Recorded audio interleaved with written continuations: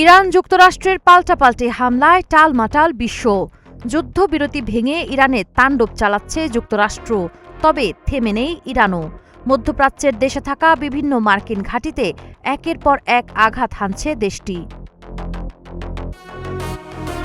একদিকে ইরানে হামলা, অন্যদিকে বন্ধুরাষ্ট্রে পাল্টা হামলা ঠেকাতে হিমশিম খাচ্ছে ওয়াশিংটন। তাহলে কি বিশ্বের ধনী দেশগুলোকে সুরক্ষা দিয়ে লোকসান গুনিয়ে যাবে যুক্তরাষ্ট্র? এর উত্তর নিজেই দিলেন মার্কিন প্রেসিডেন্ট ডোনাল্ড ট্রাম্প। সৌদি আরব, আরব আমিরাত, কাতার, বাহরাইন এবং কুয়েতের মতো দেশগুলোকে সুরক্ষা দিচ্ছে যুক্তরাষ্ট্র।